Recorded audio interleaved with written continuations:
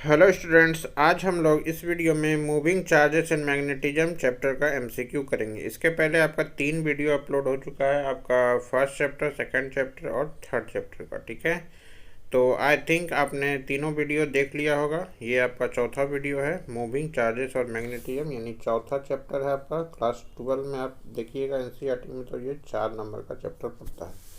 यहाँ से most important MCQ आज हम लोग करेंगे। ठीक है, तो चलिए देर न करते हुए हम लोग वीडियो को स्टार्ट करते हैं। ठीक है, चलिए। Concept of magnetic affect of current discovered by. सबसे पहला क्वेश्चन, आपका बेसिक क्वेश्चन यही रहेगा कि मैग्नेटिक अफेक्ट ऑफ करंट, कहने का मतलब है कि जब चार्ज मूव करेगा तो आपका करंट जनरेट होगा, ये आपका मैग्नेटिक फील्ड जनरेट होगा।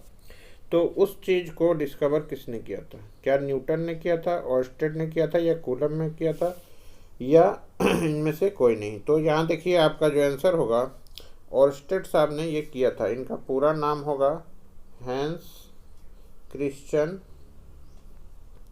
हो सकता है फुल फॉर्म पूछ दे, ना पूछे, ये बहुत कम चांस है। बस आपको ऑर्स्टेड नाम से भी याद रख सकते हैं, लेकिन इनका पूरा नाम है हैंस क्रिश्चियन ऑर्स्टेड। ठीक है, चलिए नेक्स्ट सवाल में चलते हैं हम लोग।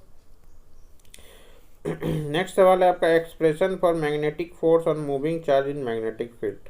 अगर एक मैग्नेटिक फील्ड में कोई चार्ज अगर मूव कर रहा है तो उसमें फोर्स किस प्रकार से लगेगा, तो उसका एक्सप्रेशन क्या होगा? ठीक है, तो सबसे पहला देखिए, क्या वो F is equal to q E होगा, या एफ इजकल टू क्यू भी क्रॉस बी होगा, या F is equal to q B होगा? ठीक है, तो ये तो कोई भी फोर्स का फॉर्मूला आपने नहीं पढ़ा होगा, लेकिन ये पढ़े हैं। ये किसके लिए है? ये इलेक्ट्रिक फील्ड के लिए। ठीक है, तो मैग्नेटिक फील्ड का होगा एफ इजकल टू क्यू भी क्रॉस बी, ये ऑप्शन नंबर बी।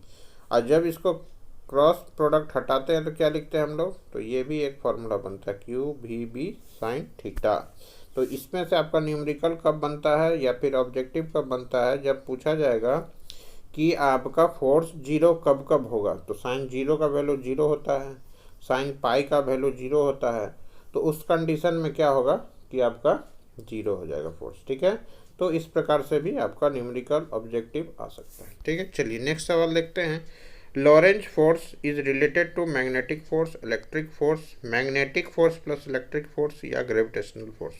ठीक है, तो आपका मैग्नेटिक फोर्स है, इलेक्ट्रिक फोर्स है, या दोनों है, या ये ग्रेविटेशनल फोर्स है? लॉरेंज फोर्स जो है, एक चार्ज पर जब इलेक्ट्रिक फील्ड भी फोर्स लगाता है और मैग्नेटिक फील्ड भी फोर्स लगाता है, ठीक है, तब दोनों फोर्स लगता है, तब दोनों का कंबाइनिंग फोर्स को हम लोग क्या बोलते हैं? लॉरेंज फोर्स बोलते हैं। ठीक है, तो चलिए नेक्स्ट सवाल में चलेंगे। याद रखिए लॉरेंज फोर्स क्या है? Combining force of magnetic field और इलेक्ट्रिक फील्ड का ऑन द चार्ज। ठीक, चलिए नेक्स्ट सवाल चलते हैं।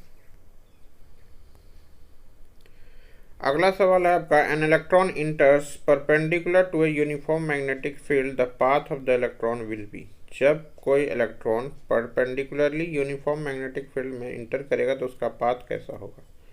तो सीधा याद रखिए कि आपका जो मैग्नेटिक फील्ड में कोई भी अगर चार्ज मूव करेगा तो किस प्रकार का चार्ज बनाता है, या फिर किस प्रकार का लूप बनेगा? सर्कुलर लूप बनता है। तो याद रखिए, सीधा आप भी जब भी मैग्नेटिक फील्ड में देखिएगा तो सर्कुलर लूप भी बनता है। ठीक है, चलिए नेक्स्ट सवाल है आपका, एक्सप्रेशन फॉर लॉरेंज फोर्स। यहाँ देखिए लॉरेंज फोर्स का जब वहाँ पे कंबाइनिंग पूछे, अब उसी का क्या है यहाँ पे देखिए, इस प्रकार से भी आपका आ सकता है कि आपका उसका एक्सप्रेशन क्या है। तो हमने वहाँ पे क्या समझाया आपको? इलेक्ट्रिक फील्ड का फोर्स भी होना चाहिए, मैग्नेटिक फील्ड का भी फोर्स होना चाहिए। तो इसमें तो सिर्फ इलेक्ट्रिक फील्ड है, कट जाएगा। इसमें सिर्फ मैग्नेटिक फील्ड है, ये भी कट जाएगा। अब देखिए इसमें क्यू ई है, लेकिन इसमें कहीं भी चार्ज का कॉलम नहीं है। ठीक है, तो ये भी कट जाएगा। देखिए क्यू ई और भी क्रॉस बी, ये देखिए ब्रैकेट लिया हुआ है, और जब इसको इंटू कीजिएगा तो आपका क्यू ई प्लस क्यू भी क्रॉस बी आपका आ जाएगा, यानी ऑप्शन नंबर सी आपका लॉरेंज फोर्स का एक्सप्रेशन हो जाएगा। ठीक है, चलते हैं अगला सवाल में। Unit of magnetic field is. सबसे पहले तो मैग्नेटिक फील्ड का यूनिट क्या होता है? टेस्ला होता है, ये आप लोगों ने पढ़ा ही होगा। तो ये ऑप्शन भी आपको दिख रहा है। अब क्या ये दोनों में से भी है? क्योंकि ऑप्शन एक आपको बोथ ए और सी भी दिख रहा है। ठीक ठीक है। तो देखिए अगर ये दोनों में से नहीं होगा तो ऑप्शन ए आप सही कर सकते हैं, लेकिन फिर चेक करना होगा कि ये दोनों है या नहीं। अभी हमने क्या पढ़ा, एफ इजकल टू क्यू भी होता है, ठीक है। तो यहाँ से बी बराबर हम लोग क्या लिख सकते हैं, एफ बाई क्यू भी, ठीक है, एफ बाई क्यू भी। अब यहाँ पे क्यू भी, तो एफ इजकल टू क्यू क्या पढ़ेंगे, भी, क्यू भी, एफ इजकल टू क्यू भी क्या हो गया, न्यूटन, और जब ये मीटर पर सेकंड, इसका हो गया न्यूटन, नीचे का चार्ज का कूलम, इसका मीटर पर सेकंड कहाँ जाएगा, ऊपर चला जाएगा, तो newton second by coulomb metre, यानी ऑप्शन नंबर सी, यानी ए सी, यानी देखिए ऑप्शन डी है आपका, बोथ ए और सी। तो यहाँ से भी आप देख सकते हैं।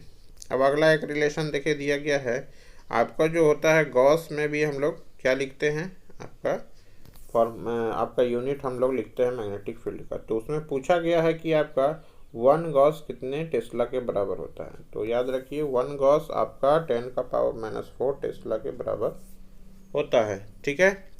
चलिए नेक्स्ट सवाल में चलेंगे। अब आपका पूछा गया है कि a charge is moving in a uniform magnetic field such that velocity v is perpendicular to b, then force acting on the b। अभी हमने क्या बोला, उसमें से क्वेश्चन आपका आ सकता है क्यू भी साइन थीटा से, ठीक है। अब कितना बोला है देखिए, v is perpendicular to b, perpendicular यानी 90 डिग्री लगाएंगे यहाँ पे, यानी साइन 90 का वैल्यू कितना हो जाता है 1। तो क्या बच जाएगा मेरे पास, क्यू भी बी, यानी ऑप्शन नंबर बी। तो आपको ध्यान रखना है कि ये भी फॉर्मूला याद रखना है, इसमें से भी आपका ऑब्जेक्टिव आएगा, ठीक है।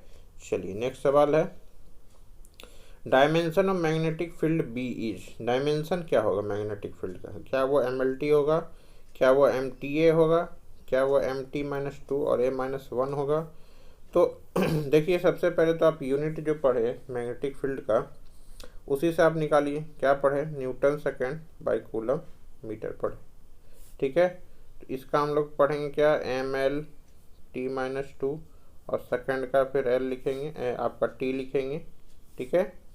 अब बटा में कूलम, कूलम का क्या लिखेंगे, A×T, और मीटर का क्या लिखेंगे, L लिखेंगे। तो T और T तो कैंसिल आउट हो गया, L भी कैंसिल आउट हो गया, तो MT-2 और A-1, यानी ऑप्शन नंबर सी आपका सही हो जाएगा। चलते हैं नेक्स्ट सवाल में। The magnetic field B at the centre of a current carrying circular loop of radius r is. तो इसका सीधा फॉर्मूला आप याद रखिए कि μ0I/2r होता है। तो आपका मैग्नेटिक फील्ड किसके इनवर्सली प्रोपोर्शनल, डायरेक्टली प्रोपोर्शनल, जो बोलना है बोलिए। तो देखिए इस प्रकार का ऑप्शन आपको मिलेगा, देखिए क्या है वो, डायरेक्टली प्रोपोर्शनल टू आर है, नहीं, इनवर्सली प्रोपोर्शनल टू आर है। सबसे पहले तो एक्सप्रेशन देखिए कि आर का टर्म में है, r² तो है नहीं, तो ये दोनों ऑप्शन तो पहले ही आपका कैंसिल आउट हो जाएगा, ठीक है। तो आप फॉर्मूला याद रखिए, वहाँ से आपका ऑब्जेक्टिव तुरंत क्लियर हो जाएगा, ठीक है। चलिए नेक्स्ट सवाल देखते हैं। A moving charge particle experiences no force while moving through uniform magnetic field, ठीक है। जब वो चार्ज मूव कर रहा है तो उसमें कोई भी फोर्स नहीं लग रहा है। क्या वो परपेंडिकुलर है, नहीं, परपेंडिकुलर में अभी हमने क्या देखा, क्यू भी आ रहा था, परपेंडिकुलर में क्या आ रहा था, क्यू भी आ रहा था। अब आपका पैरेलल हो सकता है, 45 डिग्री होता है, 60 डिग्री हो सकता है। तो साइन थीटा का वैल्यू जब हम लोग क्या बोले 180 डिग्री होता है तो भी 0 होता है। तो आपका ऑप्शन नंबर बी आपका यहाँ पे सही हो जाएगा, क्योंकि क्यू भी साइन 180 पुट करेंगे, साइन 180 पुट करेंगे, ठीक है, साइन 180 पुट करेंगे तो साइन 180 0, तो 0 सारा हो जाएगा। ऑप्शन नंबर बी आपका सही हो जाएगा, कोई फोर्स इसमें नहीं लगता है इसमें।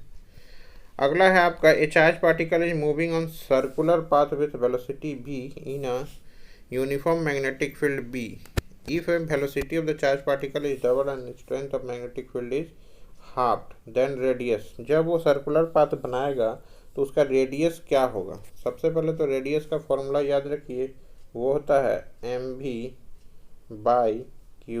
ठीक है, mv/qb। अब क्या बोल रहा है कि आपका वेलोसिटी को हम लोग डबल कर दे रहे हैं, और आपका किसको हाफ कर दे रहे हैं हम लोग, स्ट्रेंथ ऑफ मैग्नेटिक फील्ड को, स्ट्रेंथ ऑफ मैग्नेटिक फील्ड को हाफ कर दे रहे हैं। तो 2mv हो जाएगा, अब क्यू भी इसको आधा करेंगे तो 1/2 यहाँ इसको बैलेंस किए, देखिए 2 यहाँ कर दिए, 2 यहाँ कर दिए, 2 कट गए। अब यहाँ क्या आ गया 4 MB/QB आ गया, 4 MB/QB आ गया। तो 4 MB/QB यानी 4 टाइम्स आपका बढ़ गया। ठीक है, तो इसी प्रकार ये फॉर्मूला आप याद रखिए, R=MB/QB जो आपका सर्कुलर पाथ बनता है उसका रेडियस निकालने का तरीका है। ठीक है, तो चलते हैं नेक्स्ट सवाल में। The force on A current carrying conductor in magnetic field is maximum when angle between current and magnetic field is. अब देखिए करंट कैरिंग कंडक्टर जब मैग्नेटिक फील्ड में रखाएगा तो आपका मैक्सिमम फोर्स कब लगेगा। ठीक है, तो देखते जाइए क्या होगा आपका। यहाँ पे आपका फॉर्मूला आपको पढ़ना है BIL sin थीटा। ठीक है, BIL sin थीटा। यहाँ पे आपका जब आप BIL sin थीटा पढ़िएगा जब कब यूज करना है, जब आपका कोई कंडक्टर रहेगा तब। ठीक है, कंडक्टर किसी लेंथ का रखा हुआ है तो। अब आपका पूछा है कि कितना एंगल रहेगा, तो वो क्या होगा आपका मैक्सिमम होगा। ठीक है, तो साइन थीटा का वैल्यू मैक्सिमम कब होता है, साइन 90 कितना होता है, साइन 91 होता है। तो साइन 91 होता है, तो साइन 91 कहाँ दिख रहा है हमको, ऑप्शन नंबर सी में दिख रहा है 90 डिग्री। बस फॉर्मूला आप याद रखिए, आपका न्यूमेरिकल हो चाहे आपका ऑब्जेक्टिव हो कुछ नहीं छूटेगा। ठीक है, चलिए नेक्स्ट है the distance between two parallel current carrying conductor is double that will be affect on the force between the conductors. अब देखिए जब दो पैरेलल करंट कैरिंग कंडक्टर है, डिस्टेंस डी है। ठीक है, इसमें आई जा रहा है, इसमें भी मान ली आई जा रहा है। जब इसमें पूछ रहा है कि हम रेडियस आपका डिस्टेंस को डबल कर देंगे तो क्या होगा। देखिए आपका फॉर्मूला जो होता है ना F/L, ये फोर्स पर यूनिट लेंथ होता है, याद रखिएगा। तो μ0 I1 I2, ये I1 ये I2 बाई 2πD। ठीक है, 2πD। तो D का क्या है इन्वर्सली प्रोपोर्शनल हमको मिल रहा है। तो इन्वर्सली प्रोपोर्शनल यानी आपको डिस्टेंस को अगर हम लोग दुगना करेंगे तो फोर्स क्या हो जाएगा, आधा हो जाएगा ना। दुगना कर रहे हैं तो क्या हो जाएगा, आधा हो जाएगा, क्योंकि इन्वर्सली प्रोपोर्शनल में है। बस फॉर्मूला आपको ध्यान में रखना है। ठीक है, तो ऑप्शन नंबर बी आपका सही हो जाएगा। ठीक है, चलते हैं नेक्स्ट सवाल में। आई थिंक आपको सारा क्वेश्चन बढ़िया से समझ में आ रहा होगा। साइक्लोट्रॉन क्या एक्सेलरेट करता है, इलेक्ट्रॉन्स को, न्यूट्रॉन्स को, पॉजिटिव आयंस को, या इनमें से कोई नहीं। Cyclotron is used to accelerate. Cyclotron हमेशा याद रखिएगा पॉजिटिव आयंस को एक्सेलरेट करता है। किसको करता है, पॉजिटिव आयंस को, चाहे वो किसी प्रकार का भी पॉजिटिव आयंस हो, सिर्फ आपका प्रोटॉन नहीं, और भी किसी प्रकार का अगर पॉजिटिव आयंस है तो वो सारा को आपको क्या करेगा, आपको एक्सेलरेट करेगा। ठीक है, चलिए इन a cyclotron positively charged particle is accelerated by electric field only, magnetic field only, both electric and magnetic field, या none of these। जब साइक्लोट्रॉन किसी पॉजिटिव चार्ज को, साइक्लोट्रॉन कुछ इस प्रकार का होता है, वो सर्कुलर पाथ में घुमाता है तो उसका एनर्जी को बढ़ाता है। तो इसमें आपका क्या इलेक्ट्रिक फील्ड सिर्फ रहता है, क्या मैग्नेटिक फील्ड रहता है, या दोनों रहता है। तो याद रखिए साइक्लोट्रॉन जब भी पॉजिटिवली चार्ज को आपको एक्सेलरेट कर रहा है तो उसमें हमेशा दोनों चीज़ मौजूद होना चाहिए, both electric and magnetic field. ये आपका कॉम्बिनेशन होता है इलेक्ट्रिक फील्ड और मैग्नेटिक फील्ड का। ठीक है, चलिए अकॉर्डिंग टू बायोट-सावर्ट लॉ, ठीक है, field at a point due to current carrying element depends on distance r of a point from a current element s। किस प्रकार से वेरी करेगा। अब करंट एलिमेंट यानी कि आपका बायोट-सावर्ट लॉ है, आपको क्या याद रखना है, फॉर्मूला लिखना है μ0 IDL sin theta by r²। ये है आपका क्या है, बायोट-सावर्ट लॉ का आपका फॉर्मूला है। ठीक है, बायोट-सावर्ट लॉ का फॉर्मूला है। ठीक है, तो यहाँ क्या दिख रहा है, B is equal directly proportional to 1/r², यानी इनवर्सली प्रोपोर्शनल टू r²। ठीक है, ऑप्शन नंबर डी आपका सही हो जाएगा। ठीक है, फॉर्मूला आप याद रखिए, सारा आपका क्वेश्चन सॉल्व हो जाएगा। अब दो पैरेलल करंट कैरिंग कंडक्टर जब सेम डायरेक्शन में करंट उसमें फ्लो करता है, ये है दो करंट कैरिंग कंडक्टर पैरेलल में, तो क्या वो अट्रैक्ट करेगा, क्या रिपेल करेगा, या उसमें कोई भी प्रकार का फोर्स नहीं लगेगा, ना अट्रैक्ट करेगा ना रिपेल करेगा। तो जब सेम डायरेक्शन है, याद रखिए सेम में क्या होगा, अट्रैक्ट करेगा, और जब अपोजिट हो जाएगा तो क्या होगा, रिपेल करेगा। तो क्या अगला क्वेश्चन भी आपको करा ही देते हैं। जब अपोजिट डायरेक्शन में है तब, देखिए ये एक डायरेक्शन हो गया, ये एक डायरेक्शन हो गया, तो अपोजिट हो गया, तो अपोजिट में क्या होगा, क्या बोले, रिपेल करेगा। ठीक है। अगला अगला क्वेश्चन है आपका, magnetic field due to a toroidal solenoid is independent of, किससे इंडिपेंडेंट है, क्या नंबर ऑफ टर्न से इंडिपेंडेंट है, करंट से, रेडियस से, या नॉन ऑफ दिस। तो आपका जो सोलेनॉइड हो चाहे कुछ हो, उसका फॉर्मूला क्या होता है, म्यू नॉट एन आई होता है म्यू नॉट एन आई होता है। तो इसमें कहीं भी आपका रेडियस का जिक्र है, एन तो नंबर ऑफ टर्न्स हुआ, नंबर ऑफ टर्न्स हो गया, आई और क्या करंट हो गया, म्यू नॉट तो आपका जो आपका परमिएबिलिटी है। तो नंबर ऑफ टर्न्स तो आपको दिख रहा होगा, तो इंडिपेंडेंट तो हो नहीं सकता, करंट हो नहीं सकता, तो क्या होगा, रेडियस से इंडिपेंडेंट है। यानी इस प्रकार का होता है टोरॉयडल सोलेनॉइड, यानी गोल जैसा, इसका रेडियस से इसको कोई भी मतलब नहीं रहता। ठीक है। चलिए, the magnetic field inside a solenoid is uniform and strong, non uniform and strong, uniform and weak, non uniform and weak. Solenoid क्या है, इस प्रकार का कॉइल बना रहता है। ठीक है। इसको जब हम इलेक्ट्रिक फील्ड देंगे तो क्या होगा, इसमें आपका जनरेट क्या होगा, magnetic lines of force generate होगा। तो बीच में हमेशा आपका देखिए इस प्रकार का लाइन्स बनेगा, और बाहर में जाके इधर उधर चितर जाता है। ठीक है। तो आपका अंदर में क्या है, अंदर में आपका यूनिफॉर्म मिल रहा है, और जब एक जगह बहुत सारा लाइन्स मिल जाएगा तो क्या होगा, स्ट्रॉन्ग होगा।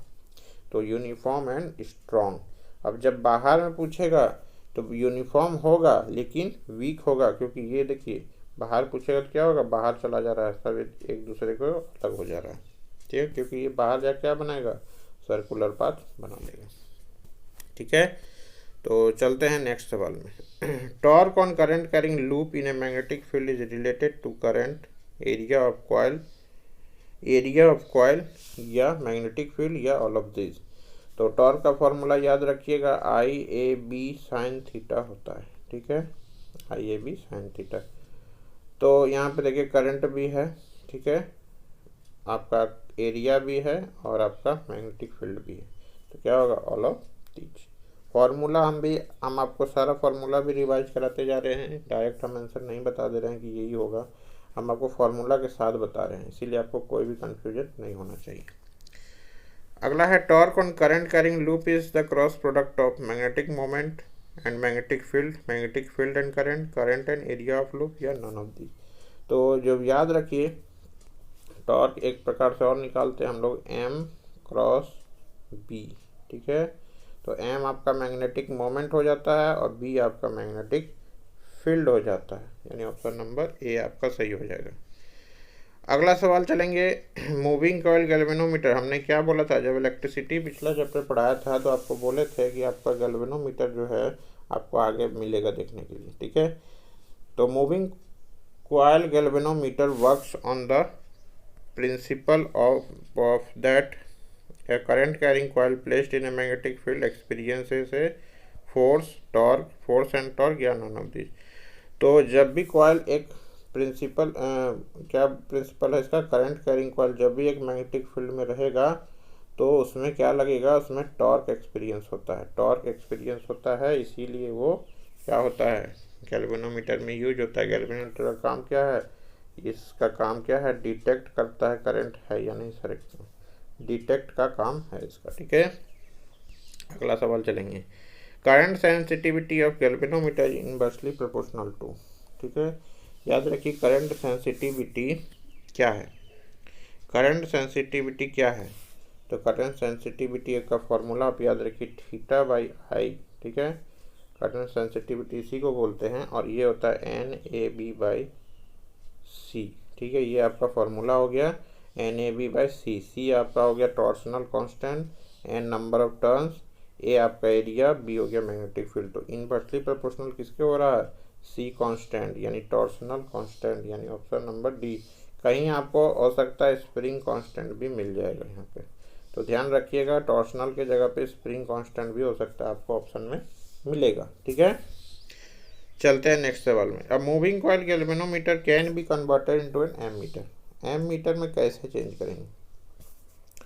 तो याद रखिए, कुछ नहीं करना है, इसमें सीधा सा सवाल है।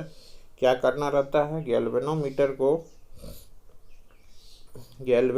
को आपको चेंज करना है। तो जैसे ये देखिए गैल्वेनोमीटर है, तो इसके पैरेलल में एक रेजिस्टेंस लगाएंगे, लेकिन इसका वैल्यू क्या होना चाहिए, कम होना चाहिए, यानी लो।